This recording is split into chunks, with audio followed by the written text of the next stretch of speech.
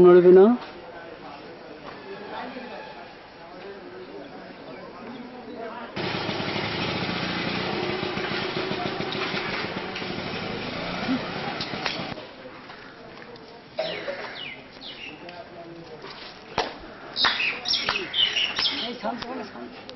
সরা সরা সরা, বসে পড়ো। দেখুন আপনি এদিকে তাকান, আপনি এদিকে তাকান, আপনি ঠিক বললে হবে। এখন এদিকে তাকান।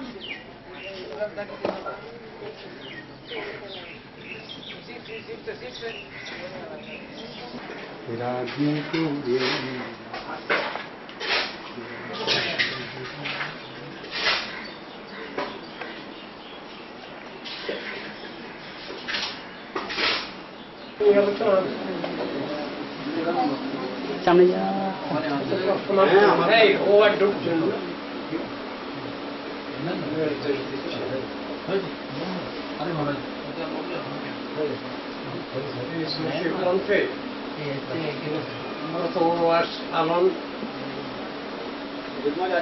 এবং তার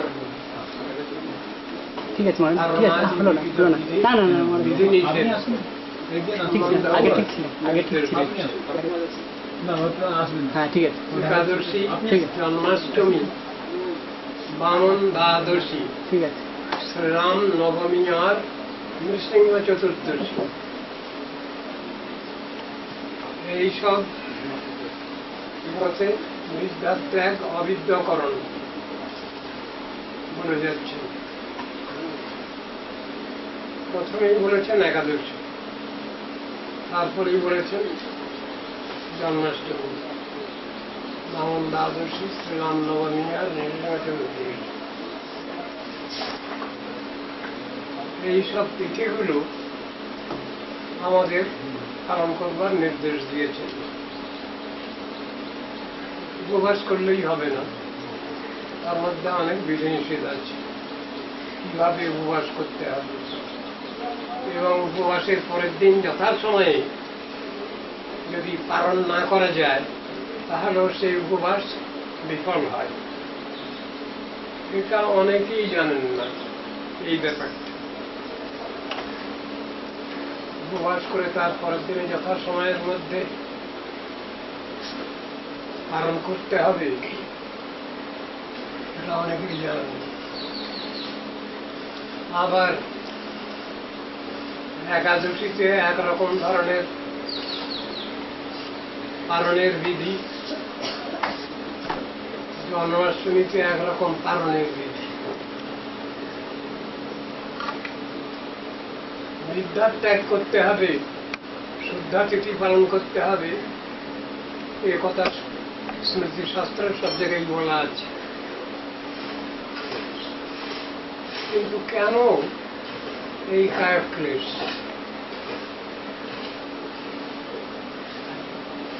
উপবাস করতে যদি কষ্ট হয় কারো, তাহলে উপবাস না করাই ভালো। কেন এই কষ্ট করা? শাস্ত্র বলছেন যে ক্লেশ স্বীকার করাটা ভগবানের সেবার উদ্দেশ্যে, সেটা সবসময় করতে হবে। তার জন্য সব ক্লেশ সইতে হবে। আর সাধন ভজনের ক্লেশ তো আছেই, কথাই বলা হয়। কি বলা হয়?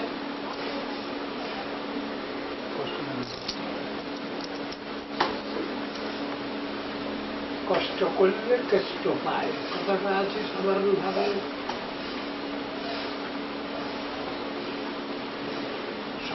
সাধনেও ক্লেশ আছে, কিন্তু সেই ক্লেশকে ক্লেশ মনে করেন না। সাধনার ক্ষেত্রে যারা বসে আছেন, সাধক সাধিকা, তারা সেই ক্লেশকে ক্লেশ বলে মনে করেন না। এই জন্যই পদকর্তা বলছেন, তোমার সেবায় দুঃখ হয় যত, সেও তো পরম সুখ। সেবা সুখ দুঃখ পরম সম্পদ, নাশয়ে অবিদ্যা দুঃখ। এ কথা বলছে। অর্থাৎ ভগবানের জন্য যে ক্লেশ শিকার ওটা ক্লেশ নয়, ওটা কষ্ট নয়, ওটাকে কষ্ট বললে হবে না, তাহলে সাধনই পণ্ড হয়ে যাবে। কষ্ট যদি করতে হয় ভগবানের জন্যই করতে হবে। হাসতে যদি ইচ্ছা হয় কারো, তাহলে ভগবানের নাম করে হাসতে হবে। যদি কারো কাঁদতে ইচ্ছা হয় ভগবানের নাম করে কাঁদতে হবে। নাচতে যদি ইচ্ছা হয় কারো ভগবানের নাম করে নাচতে হবে। সবটাই ভগবত কেন্দ্রিক ব্যাপার। এইটাই শাস্ত্র শিক্ষা দিয়েছেন। আমরা যখন যে অবস্থায় যেভাবেই থাকি না কেন, সেই অবস্থাতেই ভগবানের নাম করতে হবে। সেই পরতত্ত্বের আরাধনা উপাসনা করতে হবে, এই কথা শাস্ত্রে লেখা আছে।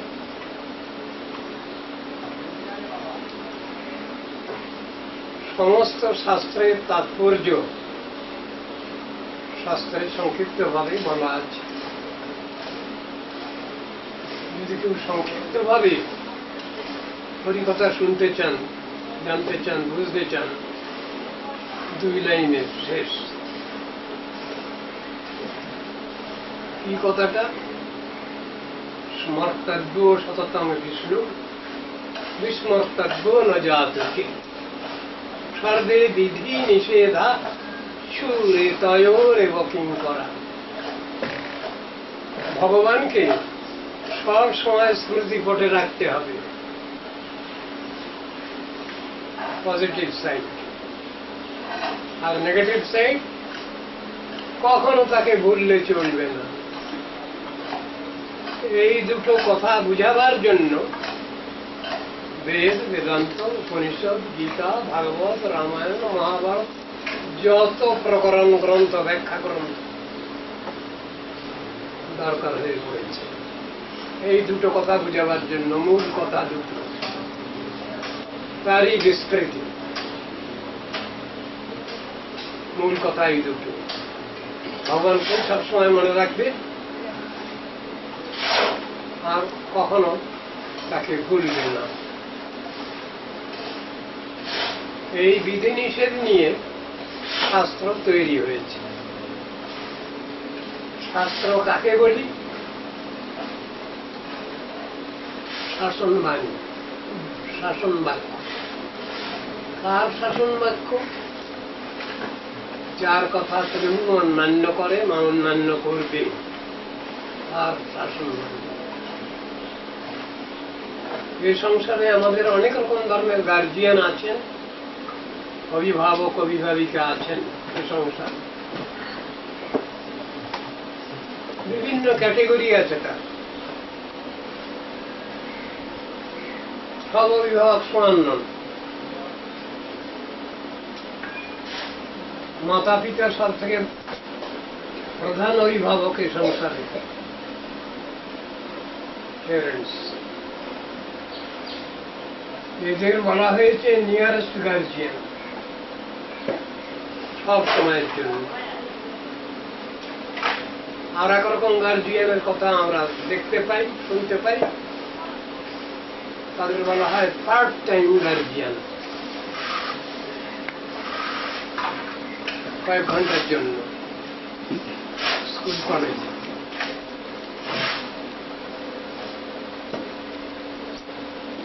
মুনি ঋষিগণ গার্জিয়ান, গুরু বৈষ্ণবগণ গার্জিয়ান, আর সর্বোপরি মালিক ভগবানও গার্জিয়ান।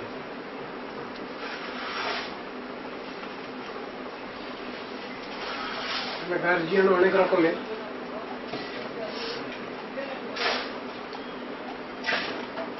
এই প্রত্যেক গার্জিয়ানেরই কর্তব্য ভগবত ভজন শিক্ষা দেওয়া।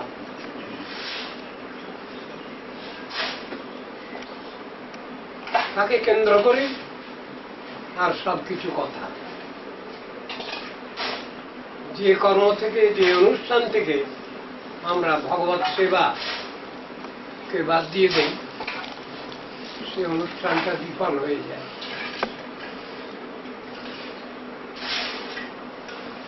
সেই অনুষ্ঠান যদি সফলতায় পরিণত করতে হয় তাহলে ভগবানের কথাই আলোচনা করতে হবে।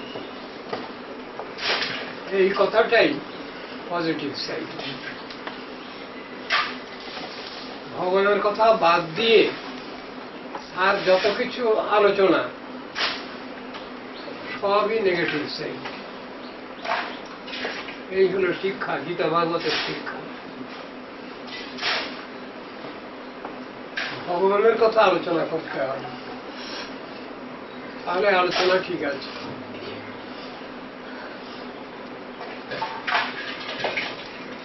সাধন ভজনের মধ্যে, ভক্তঙ্গের মধ্যে 64 প্রকার সাধনাঙ্গ আছে বা ভক্তঙ্গ তাকে বলে। আজ একাদশী তিথি, একাদশী সম্বন্ধে কিছু আলোচনা করবার ইচ্ছা করলেই স্বয়ং ভগবান হাজির হয়ে যাবেন। তাকে বাদ দিয়ে একাদশী না। একাদশীর আর একটা নামও আছে, মাধব তিথি বা মাধবী তিথি। মাধব তিথি ভক্তি জননী যতনে পালন করি, কৃষ্ণ বসতি বসতি বলি পরম আদরে বলি। কীর্তনের মধ্যে আছে, যেদিন গৃহে ভজন দেখি, গৃহেতে গোলক ভাই।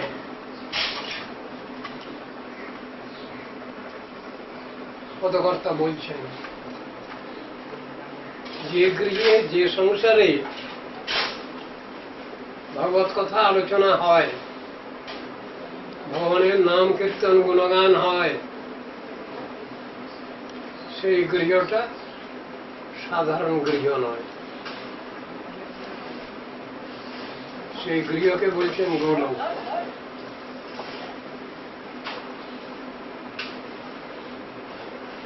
যেদিন গৃহে ভজন দেখি, গৃহেতে গোলক ভাই। তাহলে ভগবানকে কেন্দ্র করেই সব কথাটা আসছে। আমরা সবাই যদি চিন্তা করি আমরা সবাই ভগবত সেবক সেবিকা, বিচার ঠিক আছে। কিন্তু শাস্ত্রে শিখিয়েছেন আমরা যদি বলি আমরা ভগবত ভক্ত, বললে এর মধ্যে অহংকার আছে। এর মধ্যে অহংকার আছে, তাহলে কি বলবো?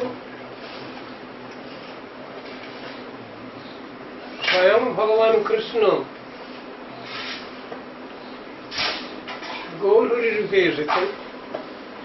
তিনি নিজেই শিক্ষা দিয়েছেন জগৎবাসীকে আমাদের পরিচয়টা কি হবে। নাম জিজ্ঞাসা করলে আমরা নামটা বলে দিই। নাম জিজ্ঞাসা করতে গেলে রীতিনীতি আছে আমাদের, ভারতবর্ষীয় রীতিনীতি। আপনার পিতার নাম কি?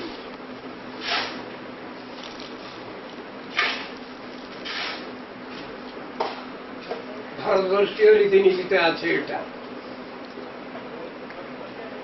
পাশ্চাত্য দেশে মায়ের নাম জিজ্ঞাসা করা হয়, তার ভিতরেও বিচার আছে।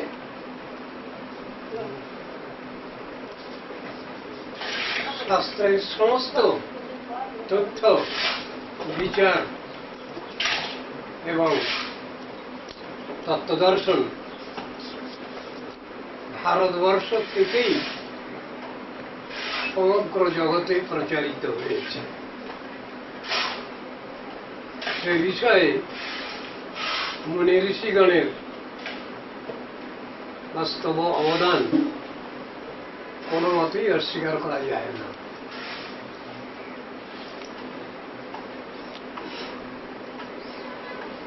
কৃষ্ণ বুঝাতে চেয়েছেন তত্ত্বদর্শন জগৎকে, গীতায় ধরুন,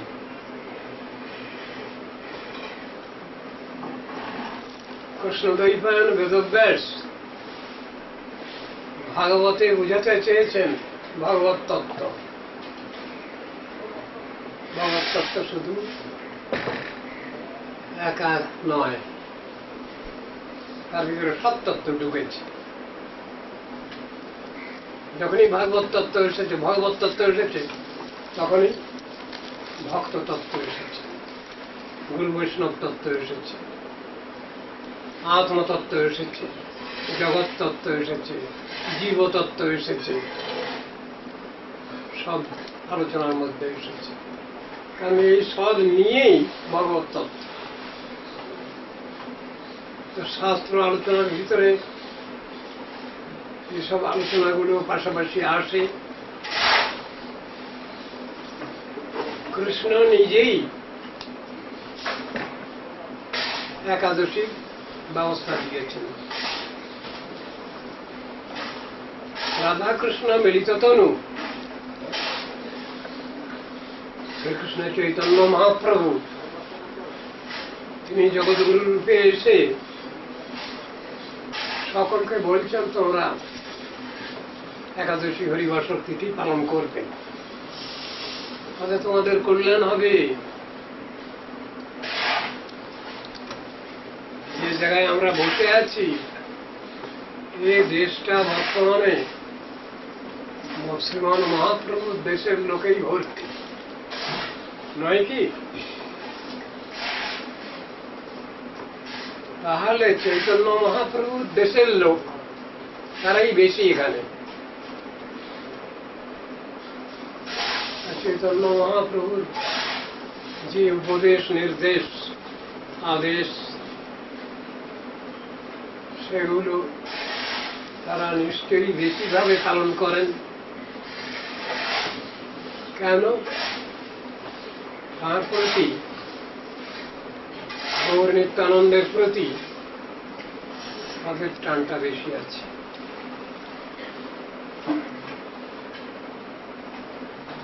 দেশের লোক মনে করে, কিন্তু ভগবান আমাদের দেশের লোক, এমন কথা বলা যাবে কি?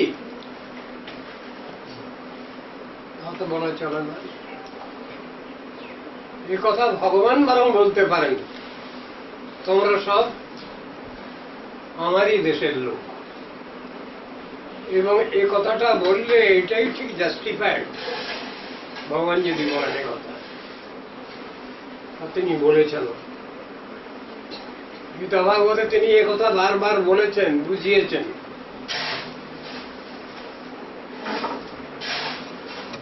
আশ্রয় তত্ত্ব, নিখিল আশ্রয় তত্ত্ব আর আশ্রয় তত্ত্ব, তার মানে ভগবান আর ততদিন তত্ত্ব।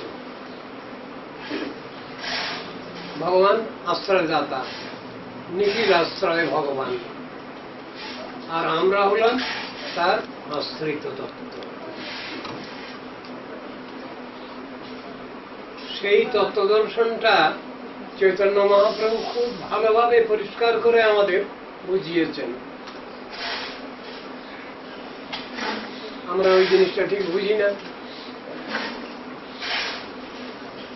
শাস্ত্রে যে লেখা আছে, সর্বে ব্রহ্মজা ব্রাহ্মণা ভবন্তি বলা আছে কথাটা। এই তো ভীষণ ব্যাপার। আমরা সবাই পরব্রহ্ম ভগবান থেকে এসেছি, সুতরাং আমরা সবাই ব্রাহ্মণ। বুঝি না, মাথা ঢোকে না।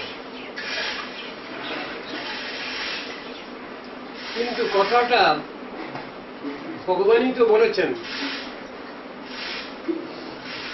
তার প্রোক্লামেশন, তার ডিক্লারেশন, সেই অনুযায়ী কথাটা, সাধারণ মানুষের কথা নয়।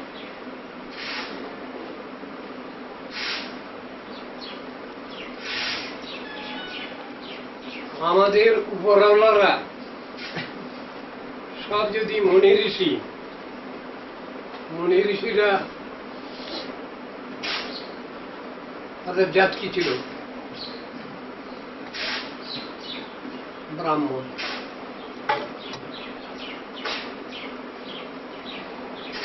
তাহলে আমাদের পরিচয় যখন জিজ্ঞাসা করা হয় তখন আমরা বিভিন্ন রকমের কথা বলি।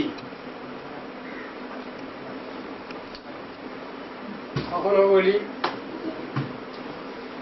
আমরা ব্রাহ্মণ, কখনো বলি ক্ষত্রিয়, কখনো বলি বৈশ্য, কখনো বলি শূদ্র, এসব বলি। তাহলে এটা হবে? ভগবান বলছেন এটা কি করে হয়?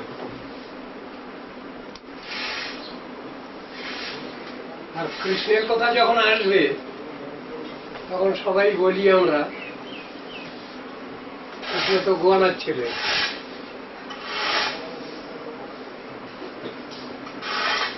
তাহলে গোয়ালার ছেলে সেবার ব্রাহ্মণ? বলেন না, তিনি ব্রাহ্মণ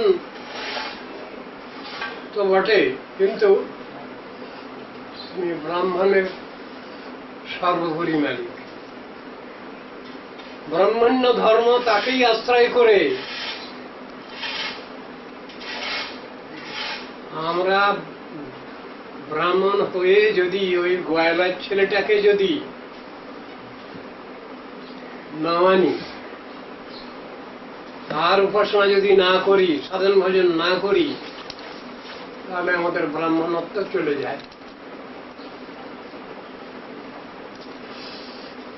শাস্ত্রে রয়েছে নম ব্রহ্মণ্য দেবায় গো ব্রাহ্মণ হিতায় চ জগদ্ধিতায় কৃষ্ণায় গোবিন্দায় নমো নমঃ। ব্রহ্মণ্য দেব তুমি,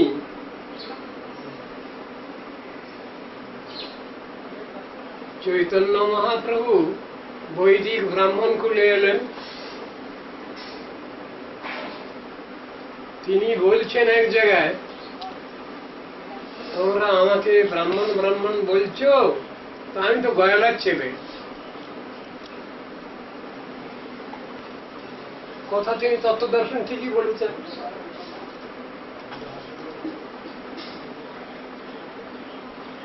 কৃষ্ণই চৈতন্য মূর্তিতে এসেছেন।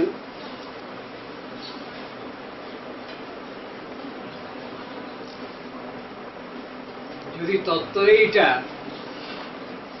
তাহলে আমরা বুঝি না কেন তত্ত্ব দর্শনটা? ভগবানের কোনো জাত পাত আছে কি না? আছে। ব্রাহ্মণ ক্ষত্রিয় বৈশ্য শূদ্র তিনি সৃষ্টি করেছেন। ব্রহ্মচর্য গারস্থ মানভ্রস্থ সন্ন্যাস আশ্রম তিনি সৃষ্টি করেছেন। কিন্তু তিনি তো সকলের উপরওয়ালা। আর জাতিপাতি বিচার করার কথা তো শাস্ত্রে কোথাও লেখা নেই।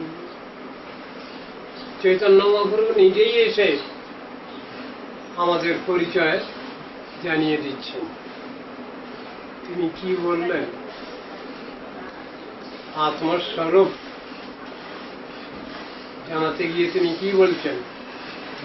না হং বিপ্র না চ নরপতির নাপি বৈশ্য না শূদ্র না হং বর্ণী না চ গৃহপতির ন বনস্থ জ্যোতির্বা কিন্তু প্রদ্যন্নিখিল পরমানন্দ পূর্ণ মৃতাব্দে গোপী বস্তু পদকমলয়োর দাস দাসানুদাস। চৈতন্য মহাপ্রভু শিক্ষা দিচ্ছেন জীবাত্মার স্বরূপের কথা। তার নিজের কথা বলতে গিয়েই জীবাত্মার স্বরূপের কথা তিনি টেনে এনেছেন। আমি যদি বলি আমি গৌর ভক্ত কি কৃষ্ণ ভক্ত কি ভগবত ভক্ত, এই কথা যদি বলি, তার মধ্যে যেন কিছু অহংকার থেকে যায়। আমি কি বলবো? ভৃত্য ভৃত্য পরিচারক ভৃত্য ভৃত্য ভৃত্যশ্চ ভৃত্য ইতি মাং স্মর লোকনাথ। বলে এর মধ্যে অহংকার নেই।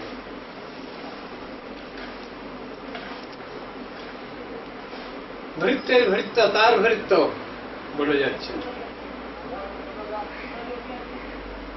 মজ্জন্মনা ফলমিদম মধুকৈট ভারী মত প্রার্থনীয় মদনুগ্রহীত এব তদ্ভৃত্ত ভৃত্য পরিচারক ভৃত্য ভৃত্য ভৃত্যশ্চ ভৃত্য ইতি মাং স্মর লোকনাথ।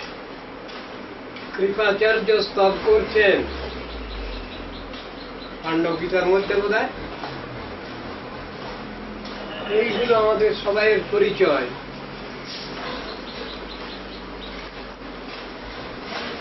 চাকরি আমরা সবাই করছি সংসারে। কেউ বাপের চাকরি করি, কেউ মায়ের চাকরি করি, কেউ ছেলের চাকরি করি, কেউ কন্যার চাকরি করি।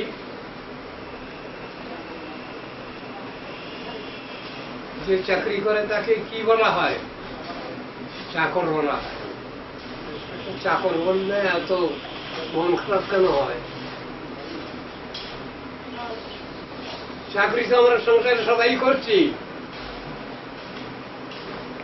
শাস্ত্র বলছেন এই চাকরিটা সর্বপ্রথম ভগবানের চাকরি করতে হবে, তাহলে আর সব চাকরি ঠিক আছে। আর ভগবানের চাকরি, ভগবানের আনুগত্য বাদ দিলে, নিয়ারেস্ট গার্জিয়ানদের চাকরি বাদ দিলে, গুরু বৈষ্ণবের চাকরি বাদ দিলে সব চাকরি ফেসে যাবে, কোনো চাকরি থাকবে না। শাস্ত্রে এইসব কথা বলছেন। ভগবানকে ভালোবাসতে গেলে ভগবান যে আদেশ করেছেন, যে যে আদেশ পালন করলে ভগবান খুশি হন, সেই আদেশগুলো পালন করতে হবে। চাকরি ঠিক বজায় থাকবে। ভগবান যা করলে খুশি হবেন সেই আদেশ ঠিক ঠিকভাবে পালন করতে হবে। এইটা এটা করবে, এটা তোমার কল্যাণ হবে, এই করতে হবে। এটা এটা করবে না, এটা খারাপ জিনিস, তোমার পক্ষে অমঙ্গল, করব না। এই জিনিসটা আমাদের বুঝতে হবে। বিধি নিষেধাত্মক এই যে শাস্ত্র গ্রন্থ, এটা আমাদের মানতেই হচ্ছে, মানতেই হবে। তারই ভিতরে একটা জিনিস, 64 প্রকার যে ভক্তাঙ্গ, তার মধ্যে একটা জিনিস একাদশী, হরিবাসর ব্রত পালন।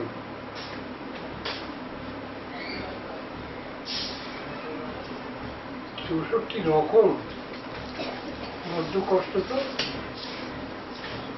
না। অত দুশ্চিন্তা দুর্ভাবনার কোনো কারণ নেই, সংক্ষেপ করে দেওয়া হচ্ছে। কত রকম ভাব করে নেমে গেল 9 রকমের। কোথায় 64 আর কোথায় 9 রকম?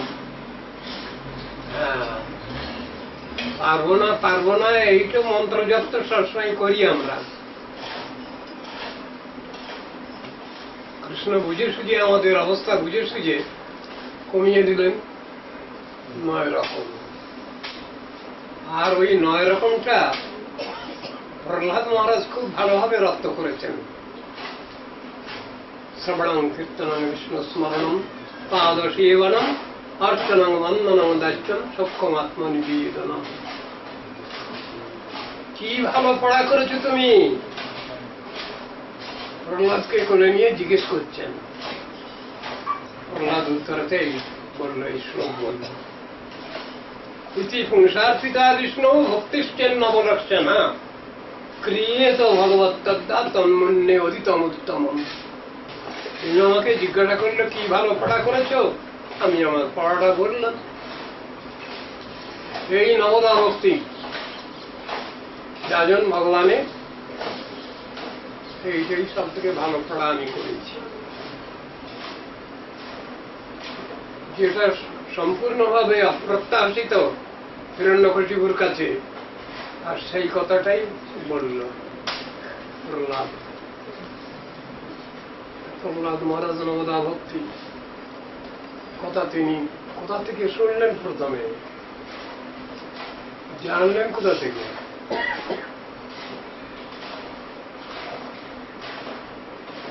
মাতৃগর্ভে ছিলেন তিনি।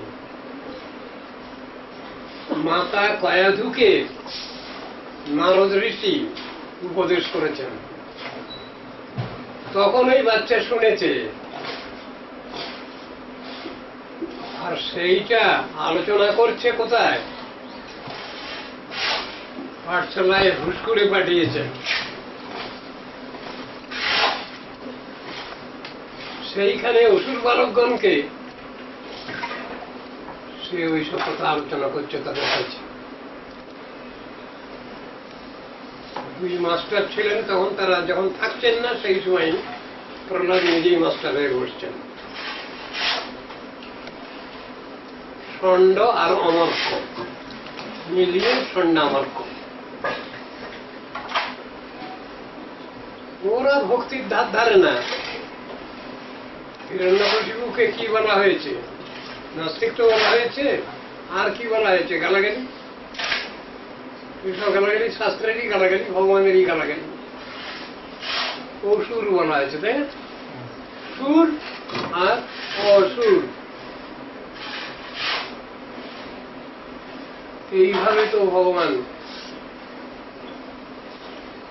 দুই সেকশনকে ভাগ করেছেন মনুষ্য গোষ্ঠী।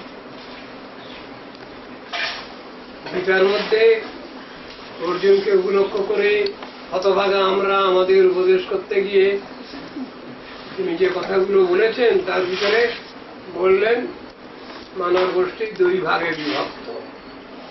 এক সুর দৈবী ভাবাপন্ন, আর এক অসুর ভগবত বিরোধী এলিমেন্ট।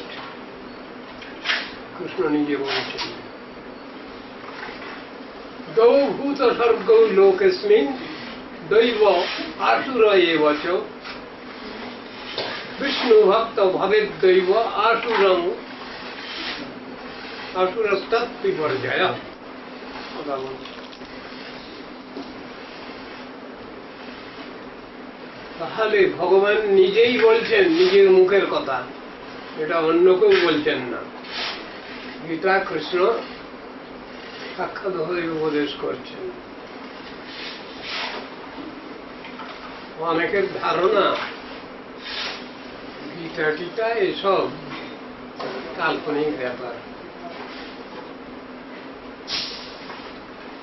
যুদ্ধক্ষেত্রে কি আর নীতি আদর্শ তত্ত্ব সিদ্ধান্ত আলোচনা করার জায়গা? সুতরাং এটা আলোচনা হয়নি, এটা একটা গল্প ছড়া, এটা কিছু বলা হয়েছে। নাস্তিকতা। যে জিনিসটা বাস্তব ঘটনা, তাকে তার মধ্যে কেন কল্পনা তুলি বোলাচ্ছি আমরা? সত্য ঘটনাই হয়েছে, অন্য সময় অন্য বেলায় হয় না, কিন্তু এক্ষেত্রে হয়েছে। ঘটনা সব বাস্তব।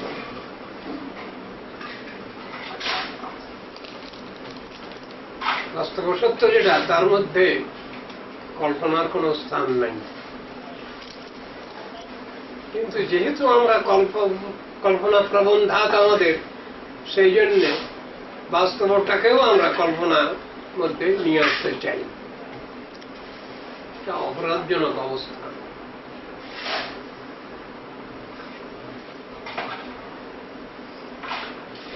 তাহলে 64 প্রকার ভক্তাঙ্গকে সংক্ষেপ করা হলো 9 রকমে। শ্রবণ কীর্তন স্মরণ বন্ধন ইত্যাদি পদসমান ইত্যাদি 9 রকমে। এই 9 রকমেতেও আপত্তি আছে আমাদের, সেইটা বুঝে শাস্ত্র একেও সংক্ষেপ করেছেন। 5 রকম করেছেন। সাধু সঙ্গ, নাম কীর্তন, ভাগবত শ্রবণ, মথুরাবার ধামবাস শ্রীমূর্তির শ্রদ্ধায় সেবন। সকল সাধন শ্রেষ্ঠ এই পঞ্চ অঙ্গ, কৃষ্ণ প্রেম জন্মায় এই পাঁচের অল্প সঙ্গ। বললেন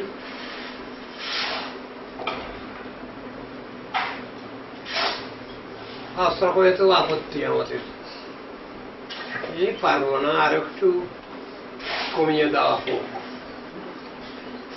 আচ্ছা তাহলে 3 রকম করো, শ্রবণ কীর্তন স্মরণ, এই 3টে করো। এটাও একটু বেশি বেশি লাগছে, আরো একটু কনসেশন করলে ভালো হয়। বলে তাহলে কীর্তন করো। কীর্তন করলে কানে শোনাও যাবে, নিজে নিজে স্মরণও করা যাবে। স্মরণ না করলে কীর্তন করা যায় না। শাস্ত্রীয় বিচার তো এরকম রয়েছে, কিন্তু শাস্ত্রীয় বিচার নিয়েই তো আমাদের অগ্রসর হতে হবে শ্রবণ কীর্তন স্মরণের মধ্যে। আজ যে হরিবাসর তিথি যদি আমি মনে করি সবাই তো করে, আমি না হয় নাই করলাম, তাতে কি আছে?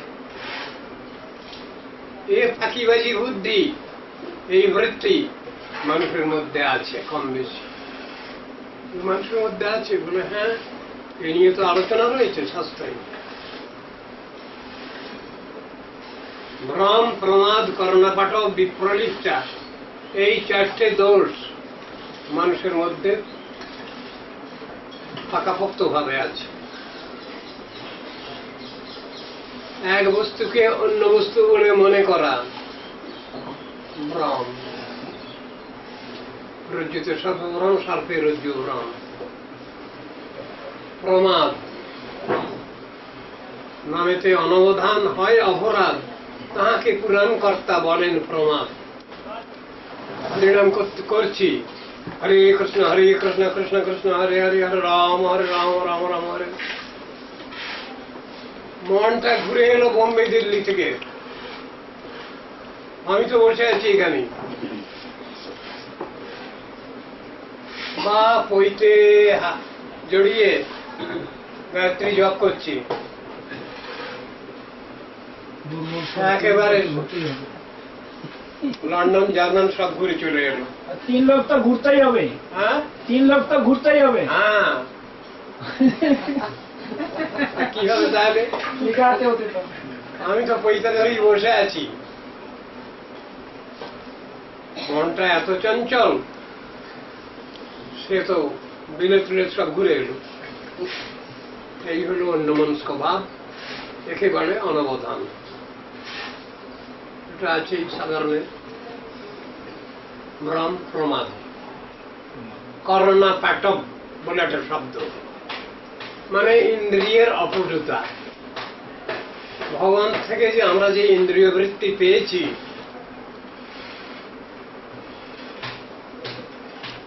তার জন্য ভগবানের এক নাম হয়েছে কি ঋষিকেশ। ঋষিক মানে ইন্দ্রিয়, চক্ষু, কর্ণ, নাসিকা, জিহ্বা, ত্বক, বাত, পানি, পাত, পায়ু, উপস্থ, মন, বুদ্ধি, অহংকার ভগবান থেকে পেয়েছি আমরা। এই ভগবান থেকে পাওয়া এই সম্পদ, যেটা দিয়ে ভগবানের সেবা যদি আমি করি, ঋষিকেশের সেবা যদি আমি করি, তাহলে আমার ভক্তি হয়। কোথায় লেখা? ঋষিকেন ঋষিকেশ সেবানাম ভক্তির উচ্চতে। ঋষিকে গোবিন্দ সেবা, তারপর একটু আর বলা যাবে না, না না পুজিব দেবী দেবা, ওটা আর বলবেন না। কেন? শুনতে ভালো লাগে না। কেন এরকম কি জানি, কে আবার অসন্তুষ্ট হবেন, সেই জন্য সকলের পায়েই একটু ফুলচন্দন দিয়ে রাখি। সাধারণের এইগুলো বুদ্ধি, সময় নষ্ট হতে। শাস্ত্রই বলছেন অত সময় নষ্ট কেন, তুমি অত কষ্ট করতে যাচ্ছ? অল্প আয়াসে যদি হয় তাহলে কেন বেশি কষ্ট করতে যাবে তুমি? এই কথা শাস্ত্রে সুন্দরভাবে বোঝানো হয়েছে। সেই ব্যবস্থা নাও, এবং ওটা বুদ্ধিমত্তা। ওই ব্যবস্থাটা নেওয়া বুদ্ধিমত্তা। অন্য দেব দেবীর নাম করলে কখনো মুক্তি হবে না, হয় না, শাস্ত্রেই লেখা আছে। তাহলে আমি কেন সেই কষ্টকর পরিশ্রম করতে যাচ্ছি? আমার যদি উদ্দেশ্য বহু লাভ, ভালো লাভ, তাহলে যাতে লোকসানের কথা আছে তা নিয়ে আমি কেন মাথা ঘামাবো? আমি লাভের অঙ্কই করব, পার্মানেন্ট লাভ, সাময়িক না, তাৎকালিক না, ক্ষয়িষ্ণু ধ্বংসশীল লাভ নয়। সেই জন্যই আমাকে বিচার করে চলতে হবে। পরমায়ু তো কম, আমার কলিকাল, আয়ু বর্ষ শতাম, 100 বছর পরমায়ু, 100 বছর কেউই বাঁচতে পারছি না, কমে গেছে।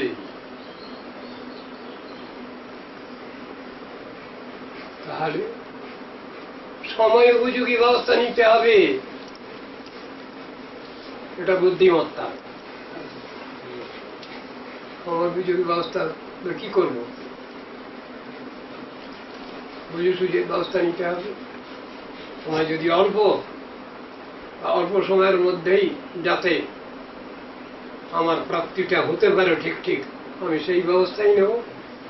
শাস্ত্রে এইসব ব্যবস্থা দেওয়া আছে, হ্যাঁ, সুন্দর ব্যবস্থা দেওয়া আছে। কলিকালের সমালোচনা করা হয়েছে একদিকে, কলি সর্বদোষাকর, ভাগবতেই বলছেন কলি অশেষ দোষের আকর। এই কলি জীব কি করে উদ্ধার লাভ করবে? এই প্রশ্ন এসেছে সুত গোস্বামীর কাছে, নৈমিষকাননে, নৈমিষারণ্যে। 60,000 ঋষি বসে আছেন। আমরা এখানে 60 জন হব? নিশ্চয়ই না, গুনলেও তো হবে না। কিন্তু 60,000 ঋষি বসে আছেন, শ্রোতা। সেইখানে প্রশ্ন, প্রমুখ ব্যক্তি হচ্ছেন শৌনক। বলছেন কি,